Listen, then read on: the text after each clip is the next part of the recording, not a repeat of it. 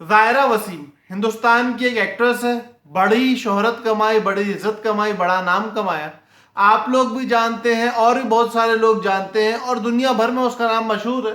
اس نے ایکٹنگ کو چھوڑ دیا اللہ کے لیے کہ میں نے اللہ کو راضی کرنا ہے، اس زندگی سے اللہ کو منانا ہے، اور اللہ نے ہمیں جو دین دیا ہے اس کے اندر اس طرح کے رول پلے کرنا جائز نہیں ہے، اس لیے میں ایکٹنگ چھوڑتی ہوں. بہت اچھا ڈیسیجن تھا، اللہ پاک ان کے لیے اور مبارک کرے. اب ایکٹنگ چھوڑنے کے بعد مسئلہ یہ ہوا کہ انہوں نے چونکہ اپنی زندگی دین کے مطابق گزارنی شروع کی، اور جو بندہ اللہ والا بننے چلتا ہے اس کے دل میں سب کا درد اور فکر آ جاتا ہے.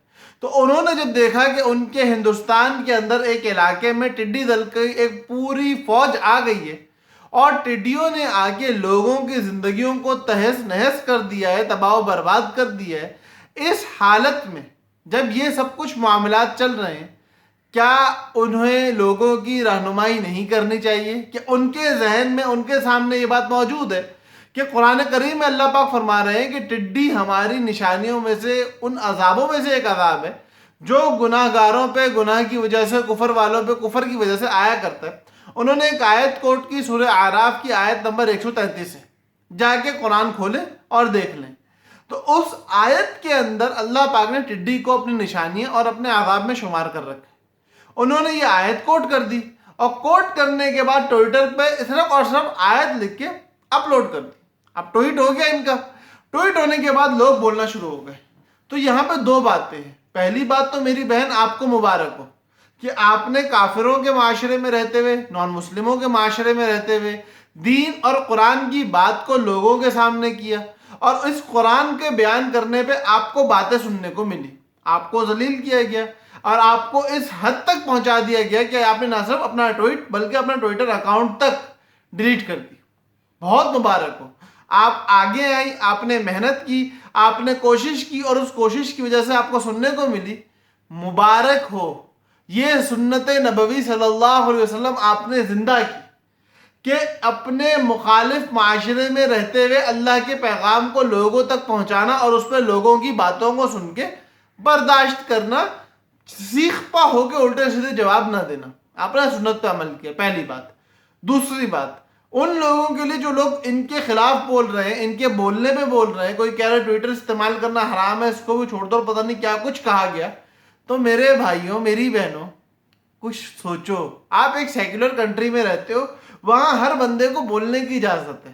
اگر یہ بول رہی ہیں تو بہت مبارک کام کر رہی ہیں، بہت اچھا کر رہی ہیں. آپ اپنی بات کرو. آپ کو ان کے بارے میں بولنے کی اجازت کس نے دی؟ آپ اپنی رائے پیش کر دو. کر ہی رہے ہو نا، کرتے رہو.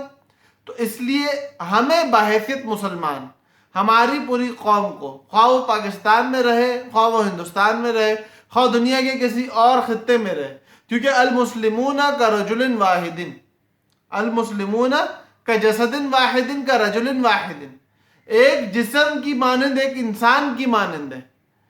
ان اشتکا عینہ اشتکا کلہ، ان اشتکا رأسہ اشتکا کلہ.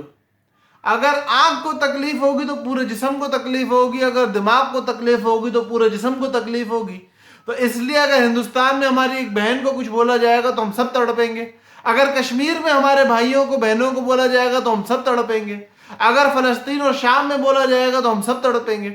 اس لیے میرے بھائیوں، میری بہنوں، ہم لوگ ایٹ لیسٹ سارے، خواہ میں ہوں، خواہ پاکستان کا کوئی اور ہو، خواہ ہندوستان کا کوئی اور ہو، اپنی بہن کے ساتھ کھڑے ہوں اور اس کی حمایت کریں، اس کو انکریج کریں کہ وہ آئندہ ایسا کام اور کرتی رہے. میرے سننے والے کم ہیں، اوروں کے سننے والے کم ہیں، اس کے سننے والے زیادہ ہیں، اس کی ماننے والے زیادہ ہیں، اس کو سمجھنے والے زیادہ. ایٹ لیسٹ وہ دنیا کے سامنے بات لائے گی تو وہ بات زیادہ مجمع تک پہنچے گی بنسبت آپ کے اور میرے. تو اگر اس اور لڑکی کو ہمت دلا دی جائے تو بہت بڑا کام کر سکتی. تو اس لیے گزارش ہے کہ ہمت بندھاؤ اور اپنی بہن کا ساتھ دو. امید ہے بات سمجھ میں آ گئی ہوگی. اللہ پاک ہم لوگوں کا حامی و ناصر ہو. السلام علیکم ورحمۃ اللہ وبرکاتہ.